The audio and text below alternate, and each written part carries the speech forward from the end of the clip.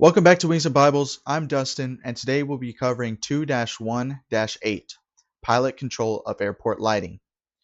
Radio control of lighting is available at selected airports to provide airborne control of lights by keying the aircraft's microphone.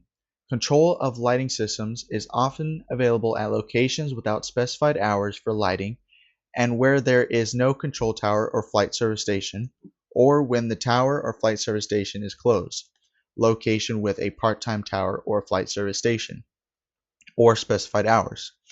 All lighting systems which are radio controlled at an airport, whether on a single runway or multiple runways, operate on the same radio frequency. So now we have some pictures of some runway lighting. First one we have here is runway entrance lights. That's what those look like right there. Next we have takeoff hold lights. We have these lights right here. Taxiway lead-on light configuration. These lights right here.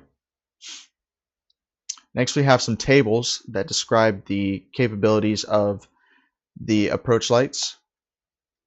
So this first column is the type of lighting system. The next column is the number of intensity steps. So for example, approach lights medium intensity have 2 steps of intensity. Status during non-use period. So when they're not being used, they'll be off. Intensity step selected per number of mic clicks. So to activate these approach lights, if you click the microphone 3 times, the intensity will be low, 5 times it'll be low, and 7 clicks it'll be high. Now this next table is pretty much the same thing, the type of lighting system, but these are for approach lights, runways without approach lights. So the type of lighting system, number of intensity steps, status during non-use period, and intensity step selected per number of mic clicks. With FAA approved systems, various combinations of medium intensity approach lights, runway lights, taxiway lights, VASI or runway end identifier lights may be activated by radio control. On runways with both approach lighting and runway lighting, runway edge lights, taxiway lights, etc. systems, the approach lighting system takes precedence for air-to-ground radio control over the runway lighting system, which is set at a predetermined intensity step based on expected visibility conditions. Runways without approach lighting may provide radio-controlled intensity adjustments of runway edge lights. Other lighting systems include VASI, RIO, and taxiway lights may be either controlled with the runway edge lights or controlled independently of the runway edge lights. The control system consists of a 3-step control responsive to 7, 5, and/or 3 microphone clicks. This 3-step control will turn on lighting facilities capable of either 3-step, 2-step, or 1-step operation. The 3-step and 2-step lighting facilities can be altered in intensity, while the 1-step cannot. All lighting is illuminated for a period of 15 minutes from the most recent time of activation and may not be extinguished prior to end of the 15-minute period, except for 1-step and 2-step rails,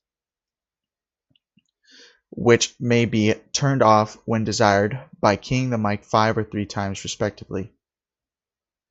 Suggested use is to always initially key the mic 7 times. This assures that all control lights are turned on to the maximum available intensity. If desired, adjustment can be made where the capability is provided to a lower intensity or the rail turned off by keying 5 or 3 times. Due to the close proximity of airports using the same frequency, radio controlled lighting receivers may be set at a low sensitivity, requiring the aircraft to be relatively close to activate the system. Consequently, when the lights are on, always key mic as directed when overflying an airport of intended landing or just prior to entering the final segment of an approach. This will assure the aircraft is close enough to activate the system and a full 15 minutes lighting duration is available. Approved lighting systems may be activated by keying the mic within 5 seconds as indicated. And here's another table. The first column here is telling you how many times to key the mic within how many seconds, and it tells you the function of what would happen if you do those, if you key the mic in that way. For all public use airports with FAA standard systems, the chart supplement contains the type of lighting, runway, and the frequency that is used to activate the system. Airports with instrument approach procedures include data on the approach chart identifying the light system, the runway on which they are installed, and the frequency that is used to activate the system. Although the CTAF is used to activate the lights at many airports, other frequencies may also be used. The appropriate frequency for activating the lights on the airport is provided in the chart supplement and the standard instrument approach procedure publications. It is not identified on the sectional charts. Where the airport is not served by an instrument approach procedure, it may have either the standard FAA approved control system or an independent type system of different specification installed by the airport sponsor. The chart supplement contains description of pilot controlled lighting systems for each airport having other than FAA approved systems and explains the type lights, method of control, and operating frequency in clear text. And that's going to do it for this video on 2-1-8 pilot control of airport lighting. I hope you enjoyed the video. I'll see you in the next one. See ya!